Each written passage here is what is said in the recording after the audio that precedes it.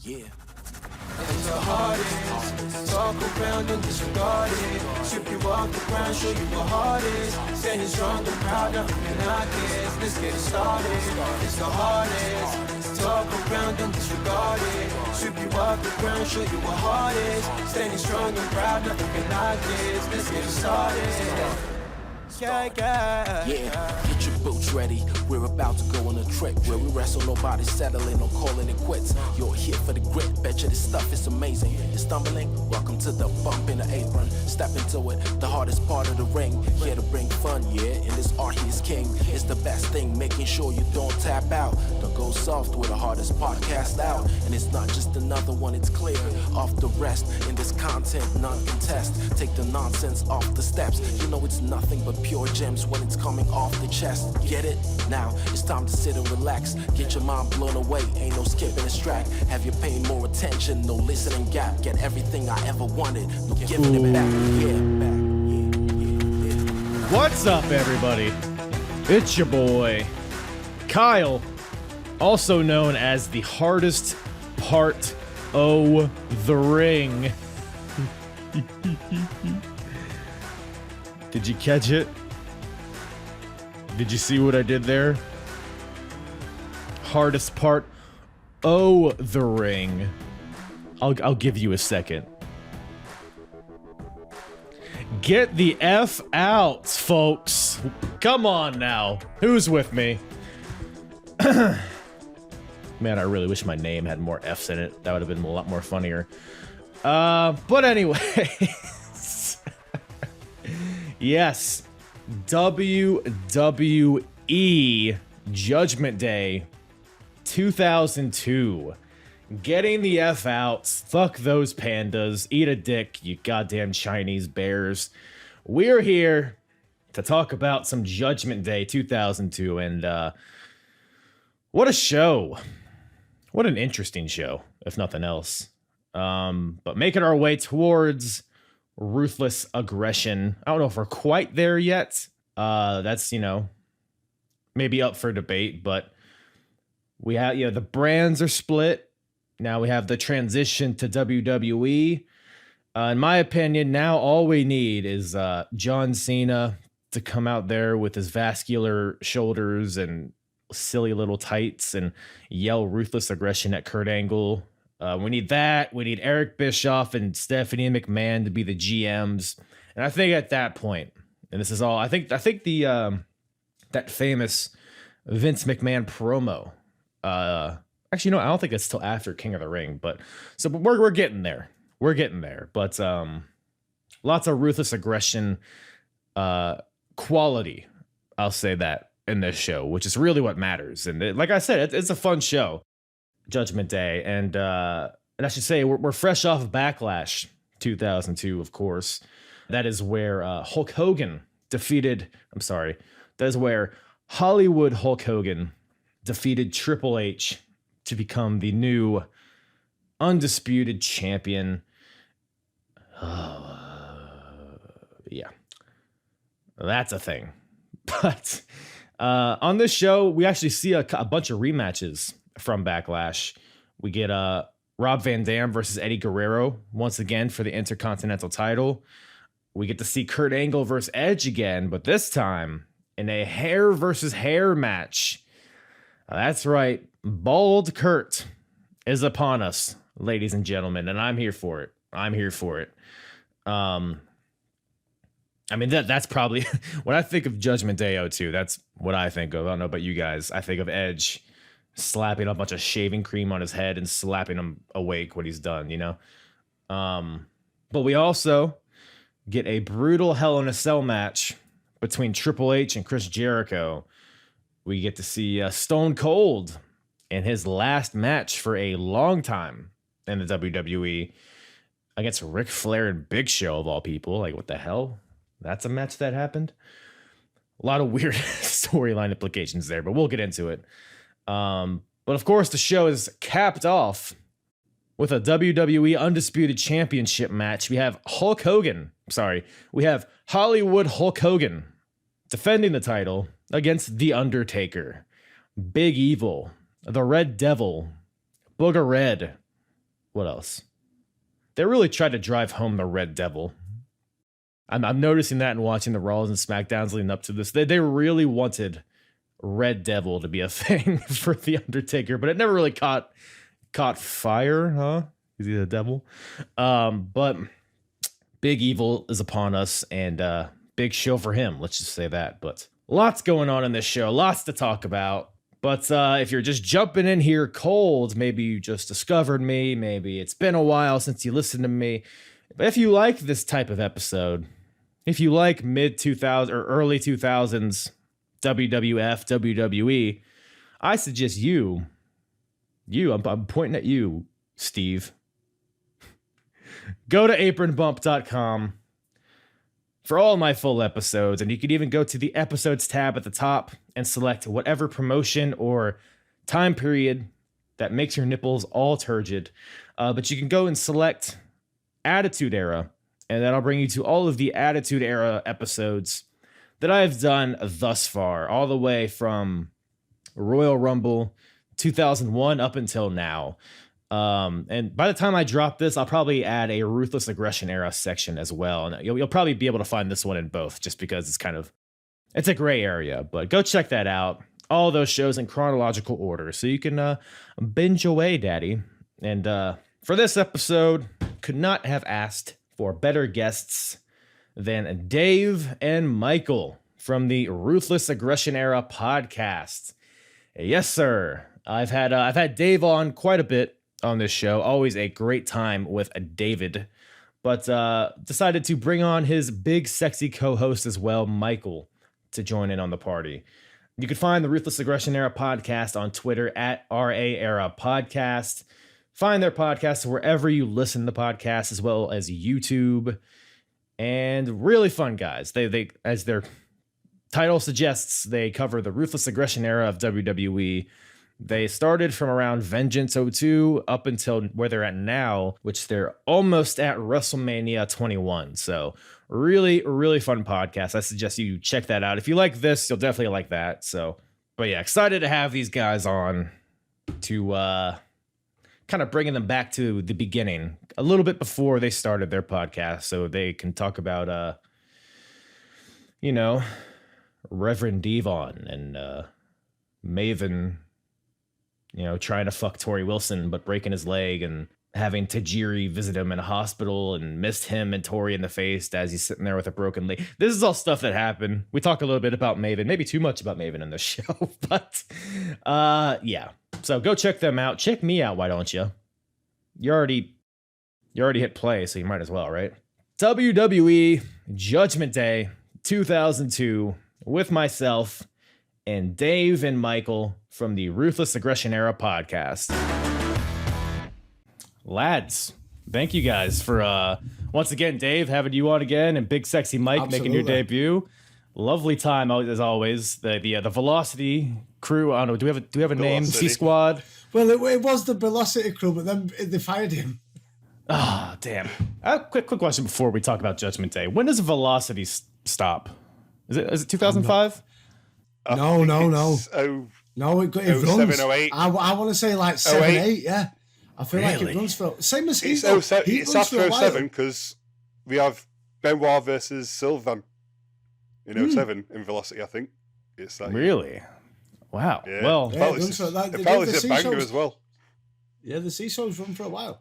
Yeah, that's it. Yeah, well, because I say that because whenever you guys do reach the end of Velocity, you can just come back to my podcast because it starts actually the week after this show. So you can just go back and relive it all over again. So don't you worry. You'll always have some Velocity in your life. But yeah, man. So I think we've talked about this before, but you guys obviously the Ruthless Aggression podcast. Where did you guys start? Vengeance. Two pay-per-views after this. So there's this King of the Ring, and then we started at Vengeance because Vengeance was the first pay-per-view after the brand split. So I guess there's the brand split and the brand extension. Do you consider that two different things? No, same thing. Because the brand extension happens after WrestleMania. Sorry. No, I'll say that again. It was after that. Was it the brand exclusive pay-per-views? I think that's where it started from. Okay, was that 2002? Yeah. I believe so. I don't know, mate. That was 6 years ago. Yeah, because well, whatever the case is. Yeah, I'm always there's a reason. Go back and listen to episode 1. There was a reason why we chose Vengeance. I can't fucking remember. I can't be bothered to go back in your archives. That's 6 fucking years ago. That would be before I joined. Really? Yeah. I joined episode 2. Well, then why am I going to bother listening then if I don't have a big sexy mic in my ears? Hey! Kyle, when you do Vengeance 2002, give me a shout. Yeah, just you though, just you.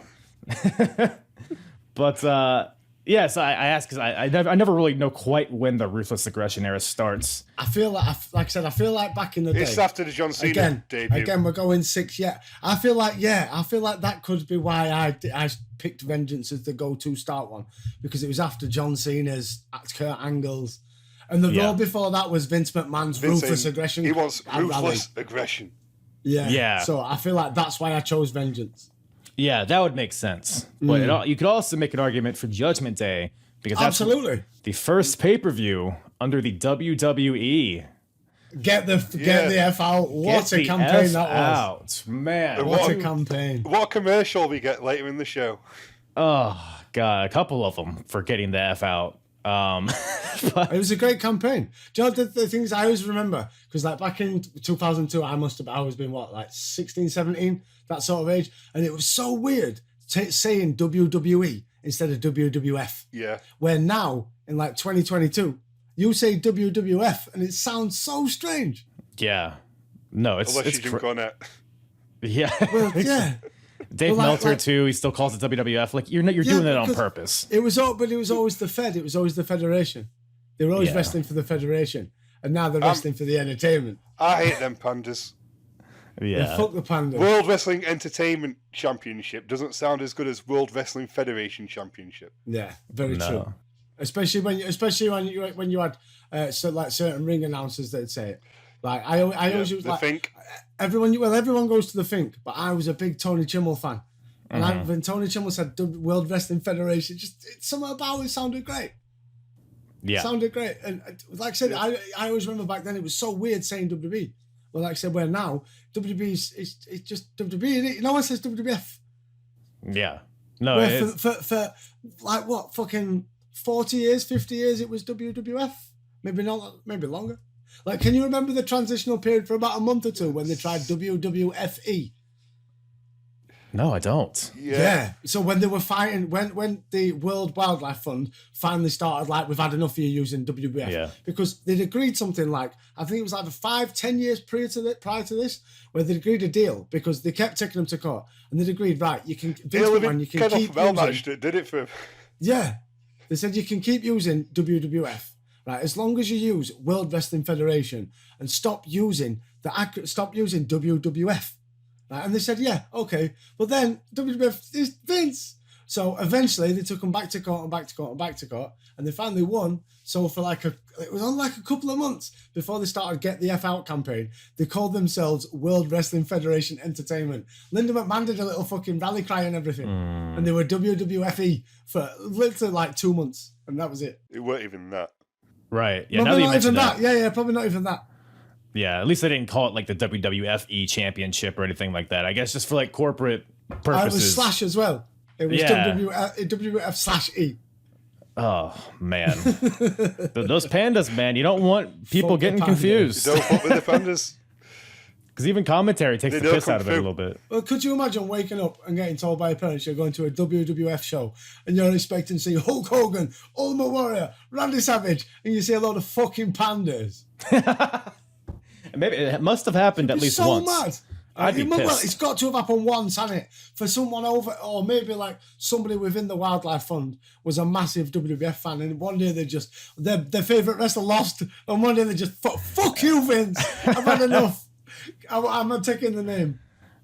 Yeah, gotta avoid that confusion. Get the F out. Get the F out, as they say. Get the F out. But speaking of animals, pandas, gotta give a quick shout out to British Bulldog, your boy. who passed away the day before this event, which I didn't realize. Which I don't think they made any note of it during the show, unless I missed it. I don't. Yeah, I don't. I don't know. I can't even recall. To be fair, I wasn't an avid like Raw and SmackDown watcher during this period, but I can't recall like any Bulldog tribute, especially ever popping up on YouTube or anything like that. It happened the Raw after the show. They gave a pretty big tribute. All right, okay, ignore that. Yeah, so maybe it was just so fresh they didn't know anything about it. Maybe they wanted to give some time. Maybe. But who knows? But it was also very, very, very soon after the plane ride from hell as well. Yeah, that was maybe a month before this. Yeah, So that was if you watch the Dark Side of the Ring episode, that was quite an entertaining flight, let's say. It'll make the Ric Flair match that more entertaining if you watch that episode. Bless. Do you know the thing is with that? I know obviously that to segue a little bit, but I know we're obviously living a different world these days. Where let's say where people that have an opinion can kind of band together and create a problem. It's Ric Flair. I know probably what he did or didn't do. Who knows? Right? He's probably not right. Right? I'm not agreeing with it. I'm not agreeing with anything like that. But it's Ric Flair. People act surprised. He's been doing this for years. When you put it into just a documentary and you have reenactors, apparently it makes it. Could you imagine if they did like a full Netflix fucking career of Ric Flair? It'd be nuts. It'd be nuts. Yeah. I bet he's I don't want to use the term forced himself, but I imagine he's used his Ric Flair woos to get him sent a lot of Space Mountain visitors. Hashtag me woos. Oh no! Hashtag me woos. Yeah, the plane ride from hell, I'm sure, is the least of what he did. But we don't talk about that. That's old shit. This is Judgment Day. This is Judgment Day. No, I got paid for that. We're getting the F out. We're getting the F out, and we're getting D-Lo the F out because we're talking about the pre-show. Because you brought this to my attention, which I didn't even think about, but the on Heat, Sunday Night Heat, before the show, the European title is on the line. Apparently, it's still hanging around. I don't know how much fucking longer. One of the greatest belts. It hurt me when they merged it with the IC belt. It absolutely, because the thing is though, right? And people used to laugh at the European title because it's European title. It's never defended in Europe. Oh well, you tell me when the IC title is defended across continents and won and lost across continents. Well, nowadays it doesn't get defended at all. That's a different story. Do you know what I mean? European title was great. I keep forgetting who the champ is at the minute. Yeah. Well, I read something actually about your current IC champion, Mr. Apollo Crews. He has not defended the IC title on pay-per-view since WrestleMania. He's only ever defended it on SmackDown. And this only furthers your point, but it's actually Shinsuke Nakamura that's the champion, not Apollo Crews. But nobody fucking knows, right? And that's because nobody ever gets defended. It's not been defended on pay-per-view since WrestleMania.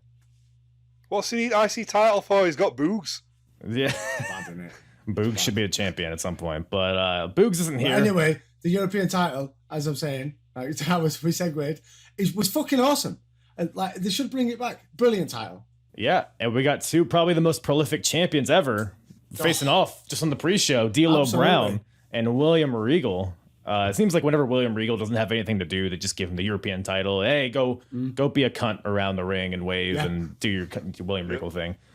But D'Lo Brown kind of came and went. He's looking rough, isn't he?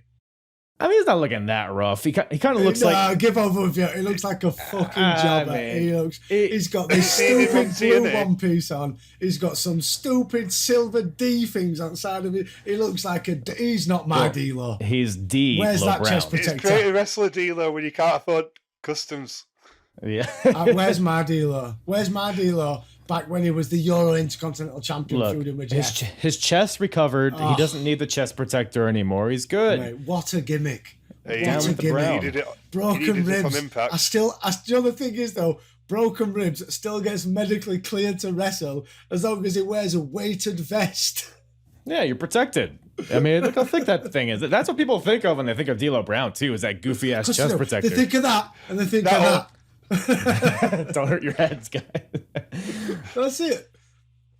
D'Lo goes on like this is May of 2002. D'Lo goes on to into 2003. Like he has a blindfold match with Triple H on Raw, And then he goes on to be Teddy Long's first protege of the Fugging and Bugging Enterprises.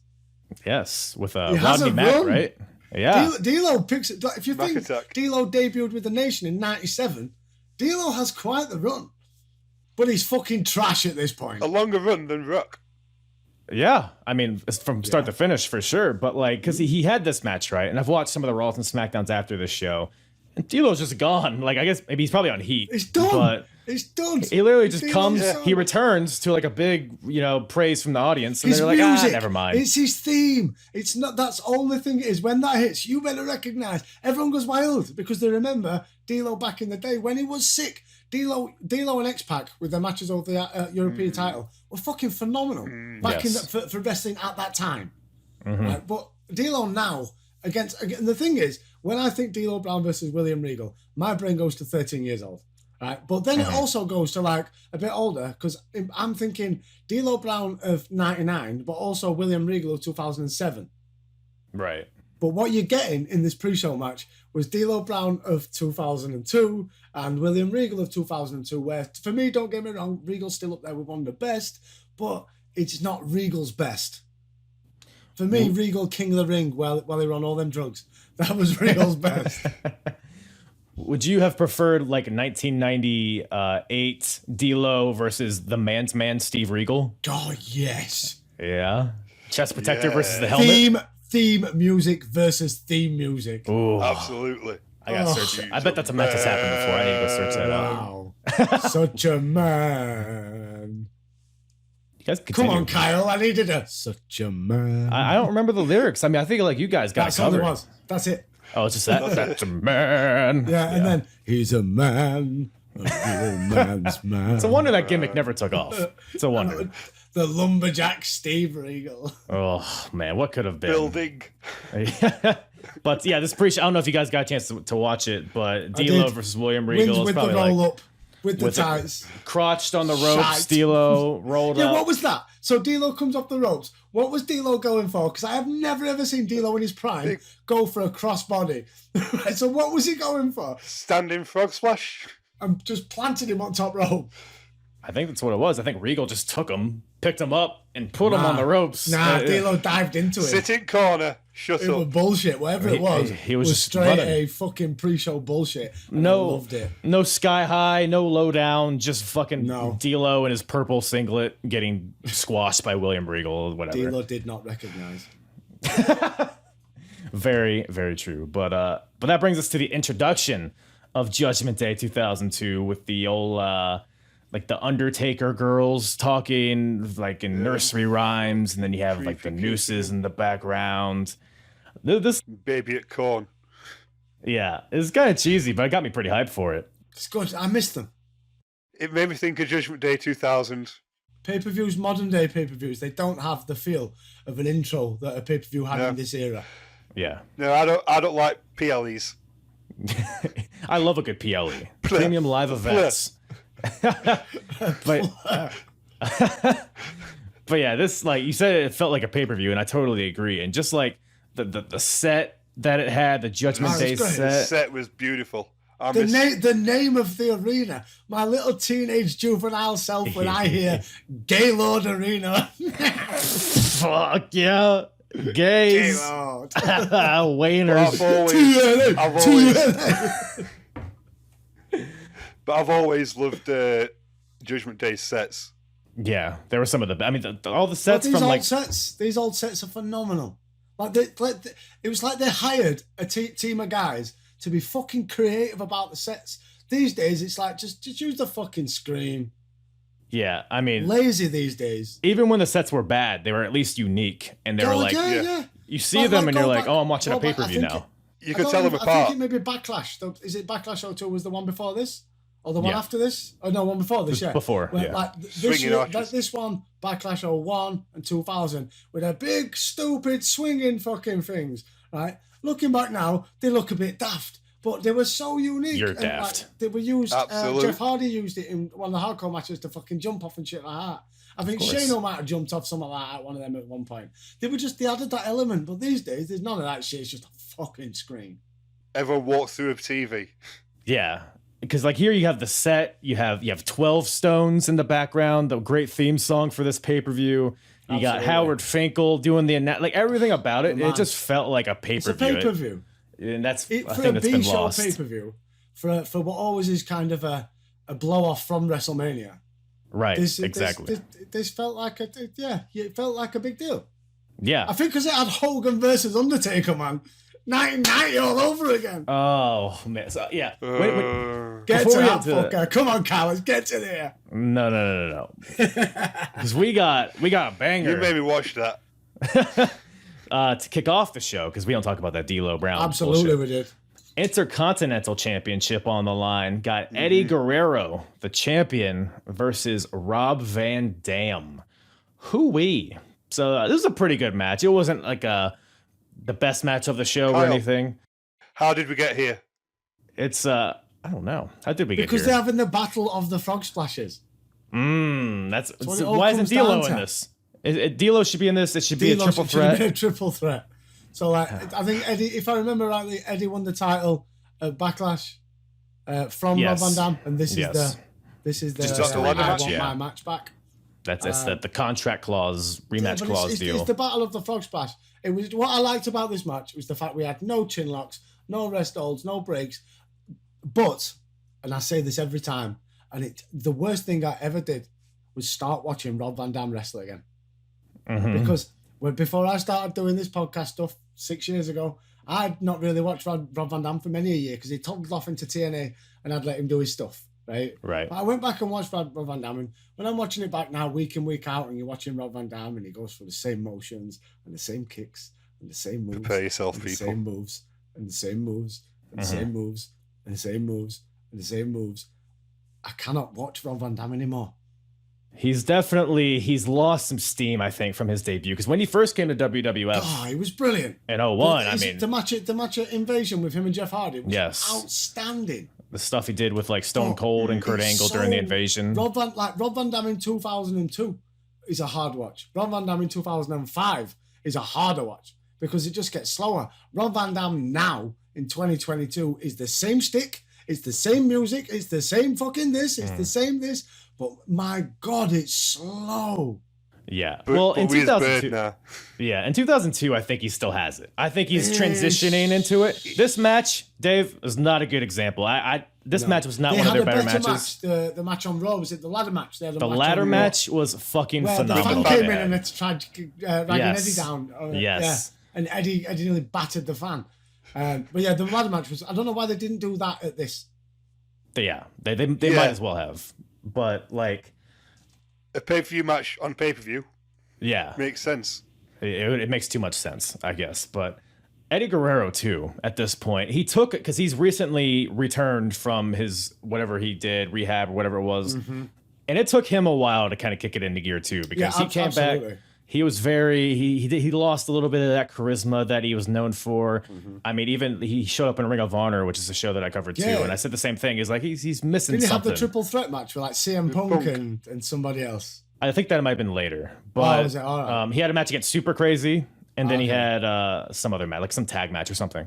But yeah, Eddie Guerrero, he's starting to get back into it, but he's not quite there. So I think both these guys aren't really in the best place, whether it's their position on the card, their lack of storyline, whatever it is. But the match itself is good, like you said. No resting, even like the resting moments, like were like surfboard stretches, which I got to call that out. That was amazing. Like Eddie does it. I think it's Eddie does it to Rob Van Dam, and he gets him up in the surfboard, like tilts him back so that Rob's shoulders are down, but not Eddie's, and then he picks him back up like backwards, and then like propels him off. Like that kind of Eddie Guerrero is so good, man. Every time I watch him, brilliant. When he fires up. The powerbomb they hit. Like I would take a powerbomb from Eddie Guerrero every day of the week because it would look amazing, and he's just so safe. yes, The thing with Eddie, like Eddie does some crazy stuff, and the thing was, and I've always said this: Eddie's downfall is that Eddie kind of saw that to be in the main event and to be in the main event constantly, he had to get bigger, and that was Eddie's downfall. Like Eddie got like Eddie to the point when he died, his shoulders were huge compared to how they are now. and they're still pretty big now. They're bigger now. Look at him now compared to when he debuted 2004. in 2000. Yeah. This is kind of like the sweet spot for him, I think, because he's still moving around really good. like what you were saying is that I think he's just lost. I think he's kind of because he's come back not with any kind of storyline. Yeah, we've got an IC title feud, but they're not really feud. This is the Battle of the Frog Splashers. Yeah, it's the he came back. Card. He came back. He was like, I want the Intercontinental Championship, and that was the extent of it. And here we go, done. Yeah, I think he needs to get something to get his teeth stuck into. But we all know that the future's bright for it leads to something very soon after this. But I'm sure it'll be fine. Both guys miss their frog splashes. Rob misses his. Then Eddie counters with a backslide pin with his feet on the ropes, which is pretty impressive. So Eddie gets the cheeky victory here, retaining his title. And Viva la Raza. Yes, Viva la Raza indeed. More better things to come for both these guys, I feel like. Absolutely. Kyle. What's up? How many Mavens? Ooh, how many Mavens? I'd give this, I think it's like 3 Mavens. 2.5. 2.5. He's going on name value here. Yeah. Yeah, it was a quick sprint in the beginning. It was okay. It was a decent opener. It was palatable. But you know what was 5 Mavens? It was Reverend Devon. Deacon Batista. Deacon Dave is here, everybody. Ugh. We got a little backstage segment with Reverend Devon, and he's has Vince McMahon and Stacy with him because he's the what do they call him? Like Vince McMahon's spiritual advisor is what he is. And of course, Deacon Personal Dave priest. Batista. Yes, Batista's there as well, and Devon's leading a prayer with everybody, praying for Stacy Keibler to stay safe in her match next, and for her to take out that, and I quote, "no good Jezebel, Trish Stratus." They loved using the word Jezebel in this. Oh, they still do. Adored using the word Jezebel. It's the favorite word. It's JR's favorite word.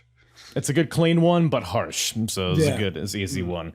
And so this is obviously the point where Devon and Bubba are split up on different brands. And the worst decision they ever made. Yeah. They've really got to be up there. Babyface Bully Ray. They've split up some teams in the drafts before and sent feuds differently in different directions, but to split up the Dudleys. Like, what did he turn into? A vicar and a guy that wrestled in his fucking pajamas. So it was pointless. And then eventually, in Survivor Series, they bring them back together because everyone realised it was fucking pointless. A year later. Less than a year later. Yeah. Less than a year. It was Survivor Series 2002. Yeah. Look at the tag title match later in the show. That's how they felt about the tag team division. So very true. Oh, fuck. It's really how Vince has always seen tag team wrestling. Unfortunately. Yeah, He's it kind of comes and liked goes. Yeah. But, so yeah, we got Bubba. So Devon's like, I told Bubba not to show up because if you do, there will be hell to pay. Devon says, because he's a reverend. He's a reverend. That's it, because of God. God, because he says testify, so that means he's a reverend. But could you imagine? Could you like skipping a few years down the line? But when it was the McMahons versus Michaels and God, and fucking Devon walked out. That would have been amazing. Missed I think he was in TNA at that point. I think it's the only reason they didn't have that. Ace. That was it. No, all Brother Devon. This when he was when you were one of them for life. Beefy Devon is my favorite. But speaking of beefy, we got the women's championship on the line here. Trish Stratus versus Stacy Keibler. What a barn This is your burner. women's title match. That's what women's wrestling was. This is your number one contender, Stacy Keibler. For me, the best bit was like just the entrance because the fans were like cheering the fuck out of Stacy, and she was like, "Oh, you're a set of wankers, fuck you," because she's trying to play the heel. But it's Stacy, she's hot. Men are gonna cheer. Yeah. They want to see puppies. Like, woo, hot girl, woo. Can we talk a little bit about Stacy Keibler as Vince McMahon's assistant? Do you guys? What are your guys' memories of that, if you have any? Vince falling backwards in his chair. Yes, that was the kickoff of it, and then every segment, it's just like Vince is like, "Oh, Stacy, let me get a taste of that belly button of yours." It's a rehash of Vince and Trish. Yeah, that's pretty much. Vince and Sable. And do you know the thing is, like, Vince how does Linda fucking accept it all? She's a cooktress. Yeah. It feels like it's a bit Fred and Rose West to me. It is cringe watching. She probably gets off at it. Yeah. But, do you know what I mean? She's got to, because he goes home after filming Raw and that, and he's been fucking finger banging Trish backstage. And Linda's like, "Hey, Vince, your fish is on side. Crack on, Johnny. Food's ready." And that. She's like, "Do you know what I mean?" And then Vince goes to bed and goes, "Come on, grapefruit's time." And I don't. It's fucking weird, isn't it? Vince is just fucking weird.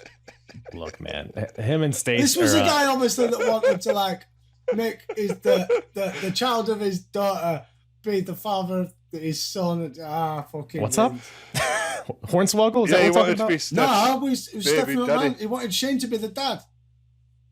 That's the Meltzer stuff, if I've ever heard any.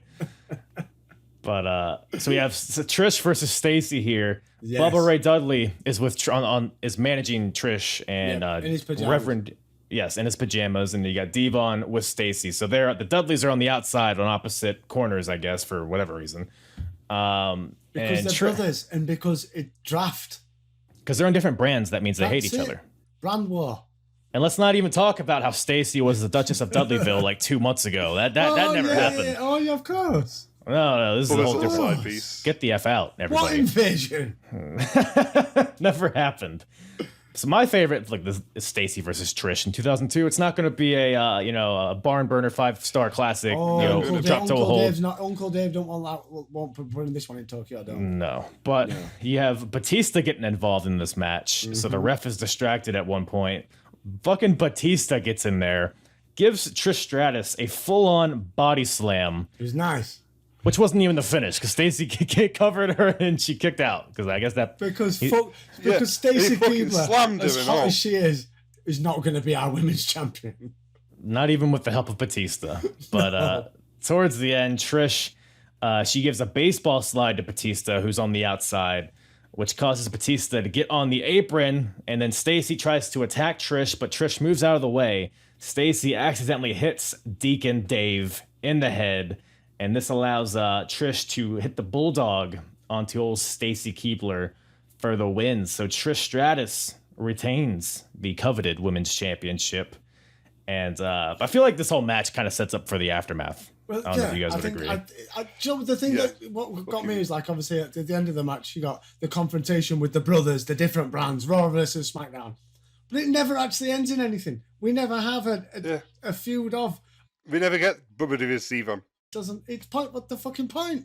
And why not let Batista just hit the powerbomb through the table on Bubba anyway? Because that would make too much sense. You got to have the homage to the. But why not try and get Batista with his finish? He doesn't have a finisher. Yeah, but that's the thing. At this minute in time, he's just an object that's there to enhance Devon. He can't even keep Trish Stratus down with a body slam. Okay, Batista's not there yet. And Michael, if you think about it, 2003-4 Batista is a bit trash. He only improved after like the summer of 2004. Yeah. Where you guys are, your podcast is peak. Yeah. In like late 2003, early 2004, he is. As much as he's a beast, and much as you can tell it's coming, at that time, it's still not there yet. So I imagine in 2002, if they let him go, we could be in trouble. Yeah. He's almost there, but not quite yet. He's still learning. And the thing is, he's about 45 years old right now. Yeah, he got in a bit late. Just a touch. He's be cashing his pension in a couple of years. Yeah. That's what's in that tin. It's the fuck, what do they call it? The Devon something fund, church fund, whatever the fuck. But collection. It's full of it's metal, whatever Ready it is. For Jesus. Yeah, and that comes into play. So the Dudleys have like a stare down after the match. Devon wants a hug. Hug me, my brother, from Bubba. They end up handshaking, but Batista tries to attack Bubba from behind, but Bubba gets out of the way, gets tossed out of the ring. Batista does. Then Devon takes advantage by attacking Bubba from behind. He beats on Bubba, he beats on his brother, and then points at Batista and says, "Batista, get the tables." So Batista goes out, grabs the table, sets it up, and he goes to powerbomb Bubba through the table. But Bubba drops out of it, and then he starts to go after Devon. But as he's attacking Devon, money box to the back of the head from old Deacon Dave, and then they hit a double flapjack on Bubba, so like a half of a 3D, through the table. Homage. Did Devon not want to do the Bubba end? Yeah. And I think when we get Batista's first words here, which are center, he just points at Bubba, and yeah, good stuff, right? Yeah. Fucking outstanding.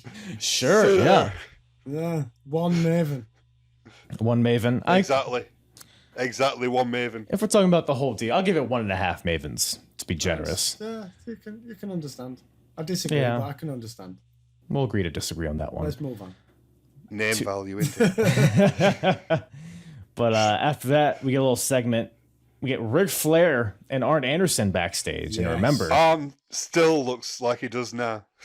throw them up.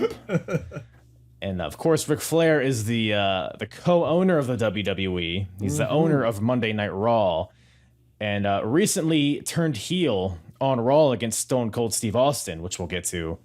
But Because we've not seen that storyline before. no, this is completely fresh, never before seen, just really captivating. Owner, hang on, that's a phenomenal idea. Owner, boss of said brand, and top babyface. Stone Why Cold have we never versus the thought of- Authority. What?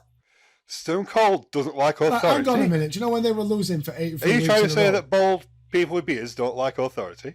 Why did they never do this before? Yeah, you would think they would have, but they're trying it out here. Stone Cold versus the Authority. So 2 years before. Like they should have 3 years before. They should have done. Why didn't they? they still do it to this day. But Yeah, I love it. yeah. Beat on the boss. Flair and Full Anderson are management. backstage, and then they're talking back and forth, basically building up to the match later. And then Vince McMahon walks in. Now remember, Flair and Vince McMahon, they had been going at it for months and months. They had Rumble, the match of the Rumble. Yeah. a bloody ass street fight. Bloody match. But wait, now they're both heels, so everything's That's it. all Now dandy. they're friends again. That's it. Yeah. Yeah. Because wrestling. You're a dickhead, I'm a dickhead, let's be friends. Look, Flair, he's talking to Vince. He's like, you were right all along about Stone Cold Steve Austin. He just has no respect for authority, which is like, it's duh. Like, what'd you expect? But That's what we tried to tell you. That's it. Yeah. And then the hug, the look on the hug. It was great. I'm fucking Yes. I love my wrestling for shit like that. Flair and Vince hug. But this is after Flair's like, Vince, I'm gonna do what you can never do, and as I'm gonna take out Stone Cold Steve That's it. Austin, I'm and then they going hug, for it. and so still a little Well, if anyone- shittiness between them, which I The like. thing is, though, if anyone's gonna take out Austin, it would be Flair. Even in 2002, you'd legit believe Flair could do it, Yeah, I would say so. but it's still Austin. Especially if Arn's knocking around. And because he's Yeah. got the Big Show with him as well. Yeah, of course. Do you know what I mean? That's an added bonus to your team. Yeah, Yeah, but Flair team with NWO. Yeah, Yeah. makes sense. oh, we will talk about some NWO. Don't you worry. The absolute state of it. But before that, we got a little beast action. We got a tag team match. Absolutely. Yeah. Fucking match of the night. 5 Mavens. Love What it. is this Brock fucking Lesnar job at music? launching the Hardy Boys all over the arena. It was Fucking amazing. loved it. You don't like the music, Mike? What the fuck with that music? It was kind of badass. I mean, of course, like his But it current weren't one. Lesnar's music. It worked. The start was that. So we got Brock Lesnar and his tag team partner, Paul Heyman, versus the Hardy Boys, Matt and Jeff, of course. Fuck, man. So this is obviously just a few months after Brock's debut. Still has not lost or even come close That to losing. debut. Let's talk that debut for 5 seconds. Please do. The weapon shots. The power bombs onto Spike. Oh, what a debut. Maven Using took a Spike as a stiffen. weapon against Al the Snow took a stiffen. Oh, brilliant. Fucking love this Brock. It's such a beast. 2002 Brock Lesnar. It doesn't even seem like a Animal. human. It was something. It was sight It to looks behold. it looks like an action figure. He Like does. a walking version of an action figure. Yeah, it's It was just a sight. It actually was a sight to behold. It's brilliant. yeah. Awesome. It's just silly how athletic and big. He just has all of his physical traits are maxed out. Like it's He's a insane. comic book character. Imagine if he's got a right small dick though. You know what? I'd still suck it. But the match, so the tag team match here, It's fucking make you. Whether you wanted to or not. If Brock wanted to blow it, Brock's going to blow it. it's his If I have a choice. choice, no. Yeah, it's not my choice. That's it. But yeah, this is so Brock kind of dominates for most of it, obviously, while Heyman's on the apron just talking shit to the Hardys, which is great. Brilliant. Paul Heyman's amazing. That belly to belly that when he launched Jeff Hardy halfway across the ring was fucking outstanding. Oh, it's just The thing is with look, Jeff's a bit of a drugged up nutcase in this era, isn't he? So He he's looks like, like a yeah, do what you want. He's like, I'm not bothered, yeah, man. Fucking yeah, man. Suplex City, man, yeah, man. So Brock's just fucking fucking loving it. And Jeff Hardy loves it. He gets a buzz off it. Jeff Hardy's one of them like Yeah. jackass people, and he gets a buzz off shit like that. it's probably why they paired them up, because he's like, man, this guy's gonna make Brock Lesnar look like $1 million. So That's it. Exactly. And Jeff's like, yeah, just fucking throw me. Jeff just bumped the fuck off him. oh yeah, gonna for throw sure. you. Their Just backlash go match with it. too, even to a bigger extent. Ah, Jeff was it's just great. got his ass kicked. But Oh, it's brilliant. at some point in this match, the Hardys both team up to knock Brock to the outside. And this is when they're able to finally, at least they try to, get their hands on Paul Heyman. So Heyman like is running around the ring. The Hardys are chasing him. They finally catch him, and they actually hit a poetry in motion onto Paul Heyman. And Nice. Jeff goes to hit the swanton onto Paul, but Brock pulls Matt out of the ring. Brock gets in the ring and catches Jeff in midair. And Amazing. he catapults him into Matt to knock him off the apron, then gives the F5 to Jeff Hardy, and that is it. So Brock Lesnar and Paul. Well, no, actually, you know what? I missed a very important Yes, aspect of this. important He tagged Paul Heyman. Paul Heyman come in and covered and got the win There it is. in under 5 minutes. He tumbled into the ring. Paul Heyman, yeah, he tumbles into the ring, Slipped on the middle rope. single-handedly beats the Hardy Boys. It does. And- No help at all. No assistance. Paul Heyman has a victory over former Did world any of your champion two Jeff Hardy. pick up on the Goldberg chants? I saw some signs. I think, Yeah. it's some Halfway faint. through the match, there was a faint little Goldberg chant. I'm like, for what fucking reason? Don't even go there. Because let's be right, 2002 Brock had fucking smashed 2002 Goldberg. Smash. I think 2002 Brock would smash any version of Goldberg, in my opinion. Absolutely. Yeah. Even at his Absolutely. peak. Smash any version of anybody. Yeah. Even 2022 Brock. I can say Brock now would smash any version of anybody, I think. Yeah. He's a yeah, scary motherfucker. just a burly man with a stupid ponytail nowadays, but I'm Yeah, not gonna if fuck If you with him. find yourself in a room with Brock Lesnar, make sure you got some Coors Light. Yeah. But oh god. And your All right, missus so, is a dickhead. speaking of dicks. So this next Absolutely. segment here, we're backstage Mark Lloyd. Yeah. with first of all, fuck Mark Lloyd. I don't know what it is about him, but it's his face, the way he's I like say this. slowly He interviews just people. looks like a dickhead. He like talks in slow motion. It's Yeah. like, get to the point, Mark Lloyd. Yeah, I don't like Mark Lloyd. But he's with Booker T here. And so I'll ask you when guys did this. this happen? I don't remember this. What, Booker in the NWO? The state of the NWO at this Oh, point. yes. Here's So you the got NWO. Sean, Booker, Goldust. So it is Booker, Big Show? X-Pac, and Big Show. It's three people of the NWO. It's Booker T, X-Pac, Big Show. Yes. Neither by 2 months ago, the NWO was Hogan, Hall, and Nash, which is the original NWO. Now we got these three goobers Fair just enough. happen to be wearing NWO Pac shirts. and Show. Because Giant and Yeah, Big Six Show, yeah, were you can in understand. NWO. Because Big Show Yeah. was in the and NWO. 6 was. And Right. X-Pac So was 6. was. But he wasn't as X-Pac. He was as 6. Yeah, exactly. So but these are doesn't very make much sense in WWE versions of these guys. Yeah. It just feels silly. Like they're just three random guys that are paired together, and it's Like, just like it's not too soon, is it? Till like Nash comes back with Michaels, and then yes, they kick Booker out, but then Nash gets injured, and then they just think, fuck it. right? Because Hogan obviously went on to bigger and better things outside of the NWO.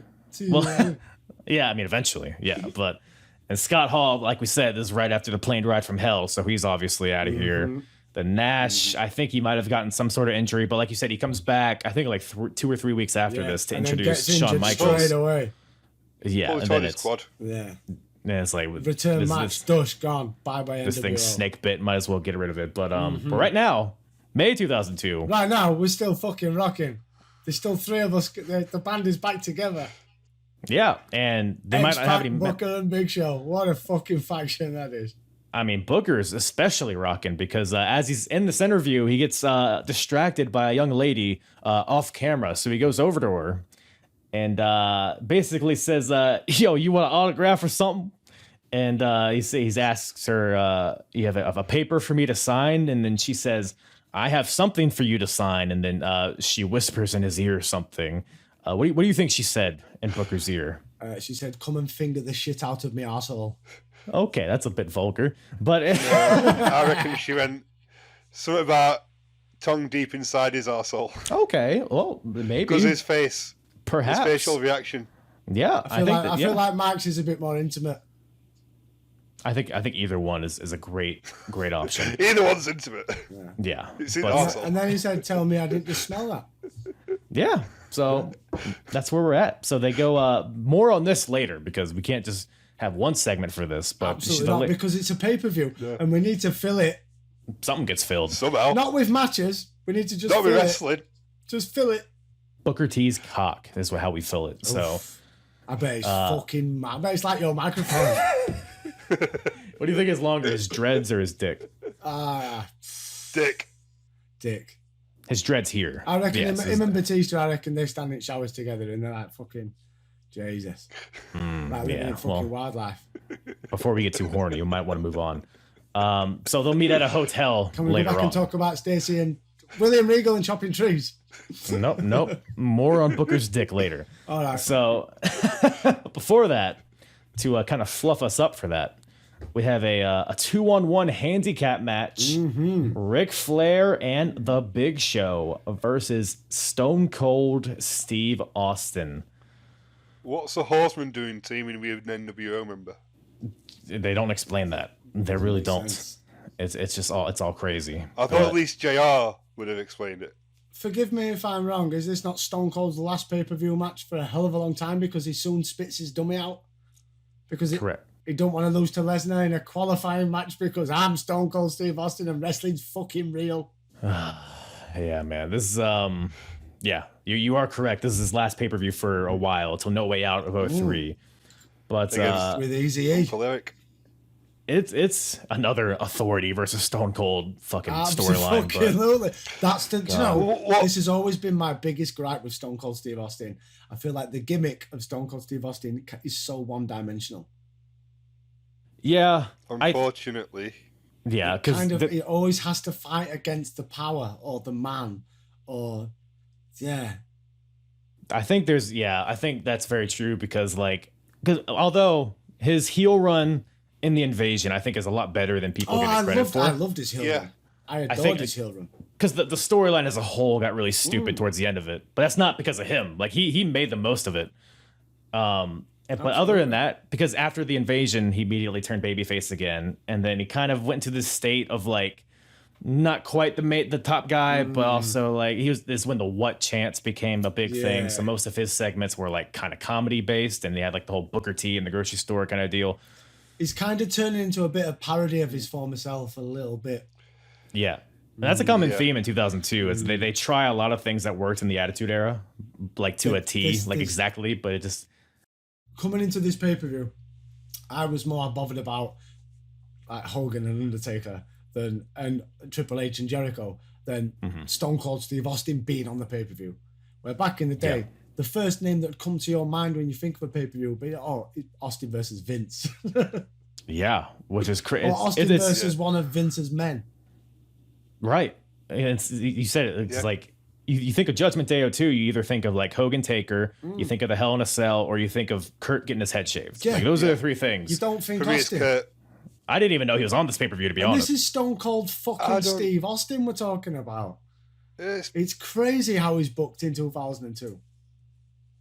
Yeah. It's just fascinating to rewatch it knowing, and in hindsight how it all ends up, because after this, like this time last year, if you think about it, 12 months ago, he came off as the dirty heel victor in the WrestleMania of WrestleManias. Yep. And now he's not even thought about. He's a throwaway match on the pay-per-view after the following year's WrestleMania. If that's not a fucking fall from grace, I don't know what is. Yep. Because he's just another name in the Royal Rumble. Then he's facing Scott Hall, and then he's... Oh, yeah, he faced Scott Hall at WrestleMania, didn't he? Yeah. And I forgot about that. Yeah, exactly. So, yeah, it's just a weird... Like we said, knowing what happens, you can see why he would leave. You see why he'd be frustrated. Plus the physical toll that I'm sure has been taken on him. His I knees get have it. been But fucked for years, haven't they? That's the thing. His back, his neck's fucked. His Everything. knees are fucked. He's fucked, isn't he? He's either getting divorced or he's about to be divorced for beating his missus. Yeah, for sure. But the match itself, I mean, it's a fine match. It was cool seeing Stone Cold and Ric Flair go at it. I think this is as close to them coming together as like in their peaks, because Ric Flair's not in his peak, but he is in great shape. Ric Flair is. He's in better shape here than he is where we are. I mean, he's pretty much doing everything that he's ever done. Yeah, and Ric Flair from a physical Ric standpoint. Flair's kind of had that. He's never been fast. His speed's No. never been a part of his arsenal. He's never been a power game. He's never, do you know what I mean? Like, what he does, he's perfected over the years to the point where he still did it until when he retired in 2008 or whatever it was, when Michaels put him down. Yeah. Well, I say retired, left WWE, and then obviously Retired. TNA.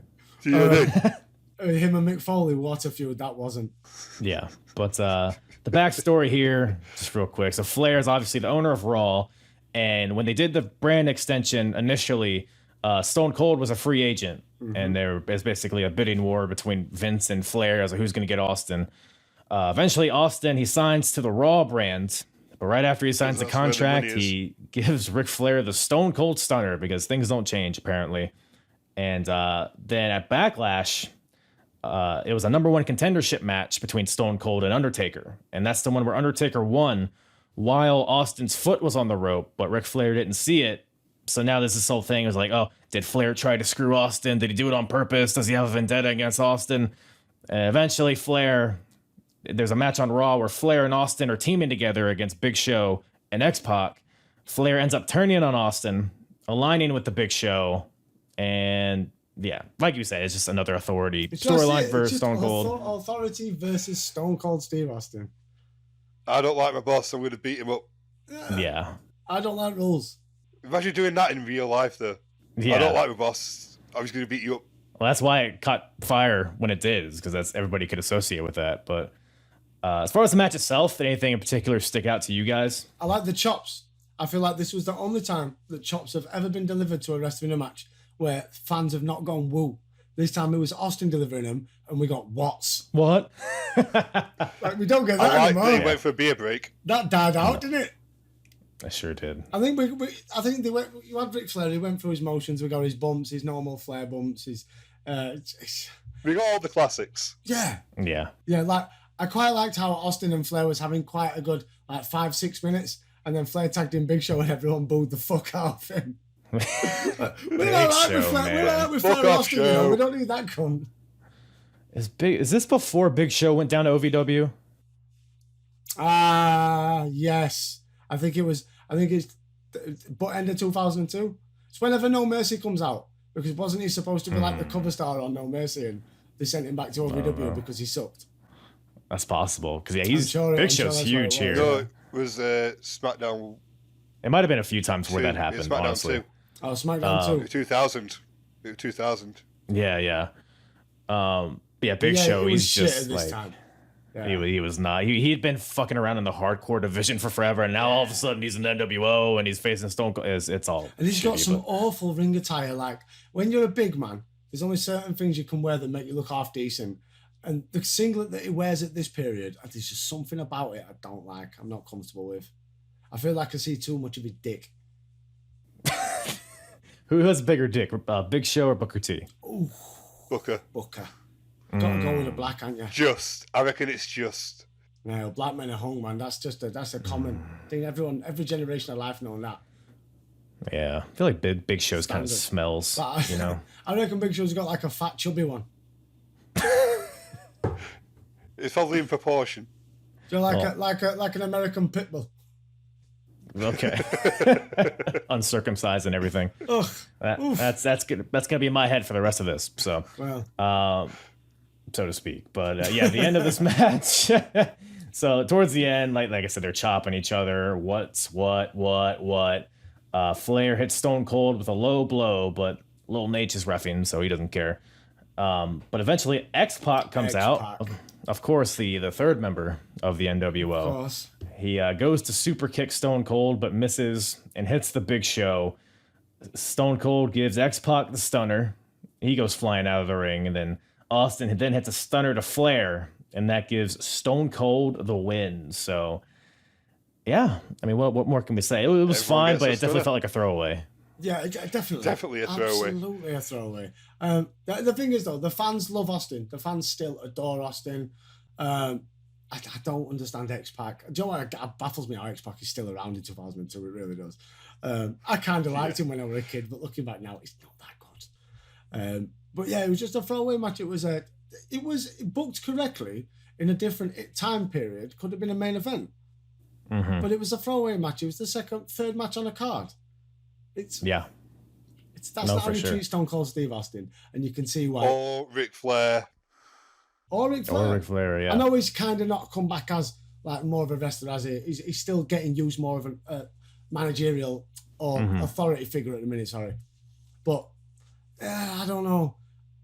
I feel like booked differently in a different era, but in this era, it was never going to be 5-star. But the way that they've booked it and placed it on the card make it even worse. And then throwing X-Pac, and you had everyone go for the motions. You were expecting Austin to do his Lou Fezzers, and like they said, the chops. I like the chops because we got the what chance. But apart from that, I'd have swapped this with the tag titles. It was shit.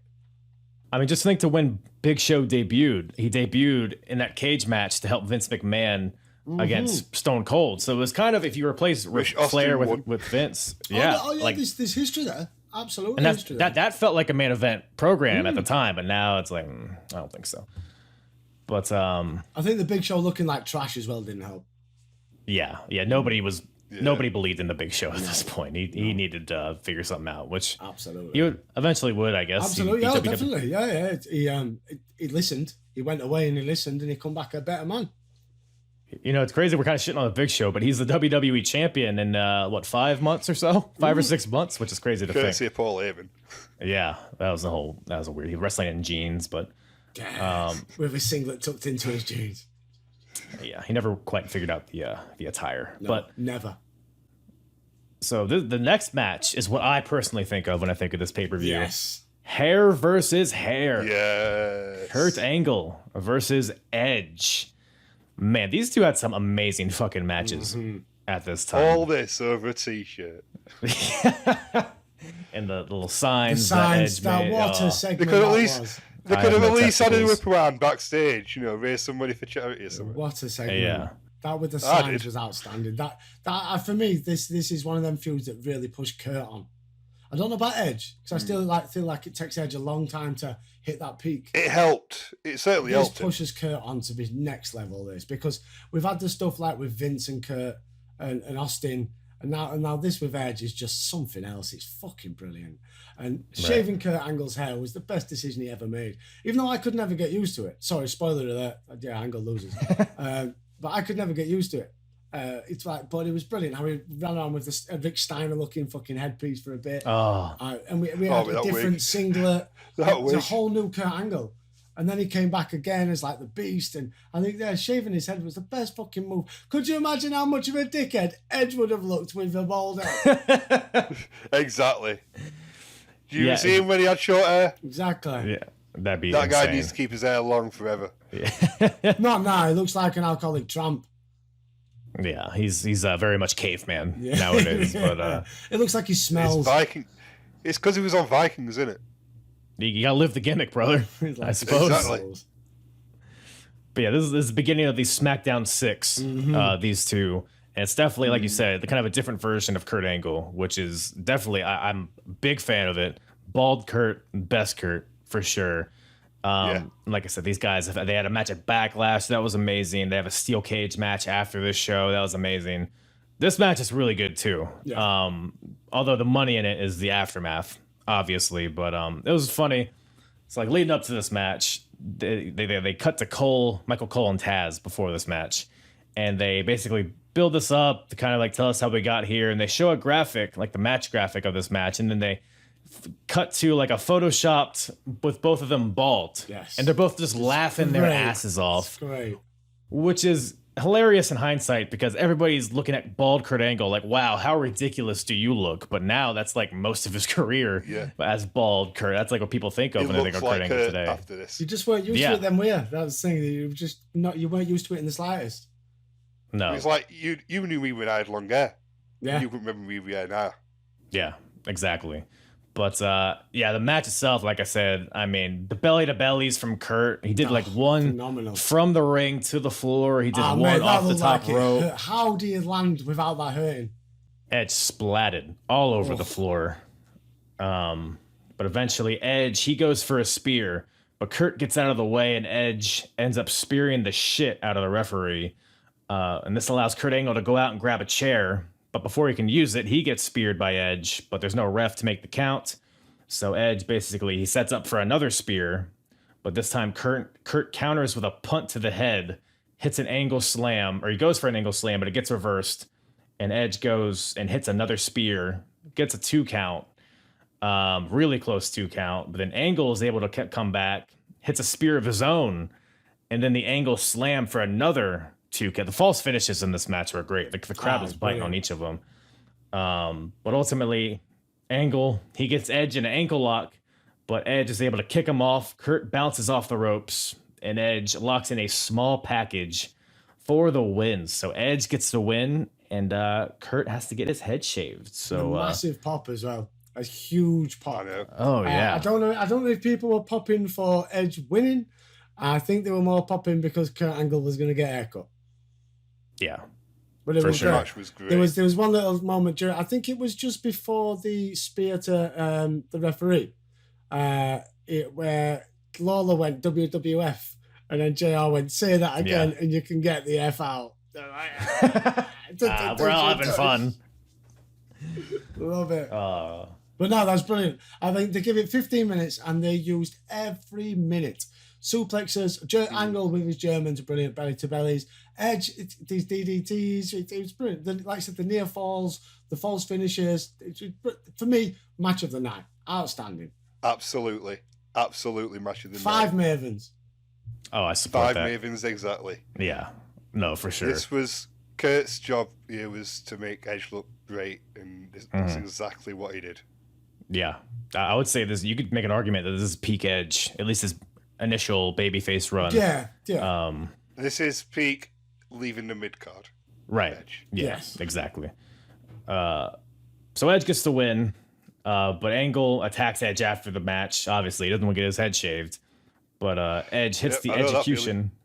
Yeah, Edge hits execution onto Kurt and then drags him to the bar. By the way, there's like a whole barber. It's like stage side. There's this whole big platform with like a red floor. We forgot to mention personal barber. When we first opened the show, the first thing we saw after the opening video package was a fucking barbershop twirly fucking thing at the aisleway.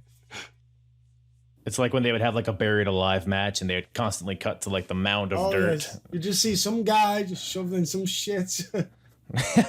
Always a JCB there. Always a JCB there with a fucking load full of soil ready to drop in. Yeah. Just conveniently placed. Or an ambulance match, and the ambulance sits there all fucking show until the main event. Because obviously, there's no other emergencies that the ambulance can be used for. No. They got nothing else to do. No, absolutely nothing. But, so Edge, he brings Kurt over to the barber, Jose the barber, or whatever his name was. But Kurt is able to kind of get away, and he runs away from Edge. He doesn't want to get his hair cut, obviously. That beautiful, luscious locks that Kurt has. Mm-hmm. But so Kurt runs, and we don't get the haircut till later. But more on that. Don't you worry. Yeah, no. We are stretching this fucker out because we don't know how to fill the rest of the show. That's exactly. Do you know Dave Meltzer gave this match 4.5 stars in the Observer? Really? For those that are interested. Meltzer liked it. about someone else's I gave it opinion. 5 Mavens, so fuck you, Meltzer. Yeah. Yeah. 4.5. The Maven scale counts more. Yeah, the Maven scale's better than the fucking Meltzer scale, so it can fuck off. We've got a 50 million Maven somewhere. Yeah. That's a lot of Mavens. I think it was it not Kurt Angle, Brock Lesnar? Firefly Funhouse. Yeah. I don't know. Firefly Funhouse. We've given a lot of Mavens away. I'll tell you what it is. We What gave is that Mavens? one 50 million. Here's 50 million Mavens here. We're at the Marriott, ladies and gentlemen. Yeah, baby. Bow So, chicka bow wow. And that's cracking me up. Like JR and King are on commentary. Like, why are we looking at the hotel? What does this mean? Like, shut the fuck up. Just let it happen. The hotel down the road. Booker T is in this hotel with that lady who is unnamed. Probably one of Godfather's hoes or something. I don't know. Booker got a hooker. You know, they didn't pay for it. So, but they're at the Marriott. The lady's in the bed. Booker he gets in bed. And she says that she prefers to do it in the dark. So Booker T's like, okay, I'll turn the lights off. Don't mind this camera that's watching us. It's fine. This is all normal. Of course. Because it's wrestling, the camera doesn't exist. Yeah. So Booker turns the light off. This is on a wrestling pay-per-view, everybody, by the way. So Booker T turns the light off and he starts, you hear those noises. And then he says, you like it like that? And she's like, yeah. He's like, you like it like that? And then you hear, leave the NWO. And he turns the light on. And it's Goldust in bed with Booker and this lady. Thoughts? Yeah. Well, and then he gets up and you NWO. almost see everything. We almost get to answer the question. NWO storylines in WCW, some of the greatest wrestling storylines that were delivered at a time where wrestling needed storylines to deliver. NWO storylines in WWE. Booker T, X-Pac, Big Show. But Booker T's not even there. He's just here. And why do we have to see Booker T's whole ass on this pay-per-view? Did we need it? Yeah. Was that crucial for the show? I don't know if it think was, so. but it's not a badass, I guess. I mean, it was, I liked how Goldust was all sad at the end, though. It was like, it was in Goldust's mind. Goldust just wanted a 3-way. Well, you would be too if you were all chubbed up and. Are we saying then that Goldust hired this hooker for Booker? Probably. I think that's what was implied. Would you say she was a looker? Yeah, I guess. I'd give her a smooch. And can you dig that sucker? That's probably what Booker said to her. But yeah, Booker T's asshole doesn't get fingered. Talking about Booker T's getting me all hot under the collar.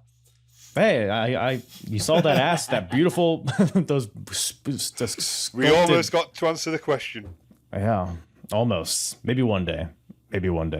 You have to ask Charmel. But speaking of hell, we got a Hell in a Cell match. Hell in a Cell. Hell in a Cell. Triple H versus Chris Jericho. Hoo-wee. When you look at how long is left on the show, you'd think, oh, they're going to get It's fucking fucking hour, brilliant.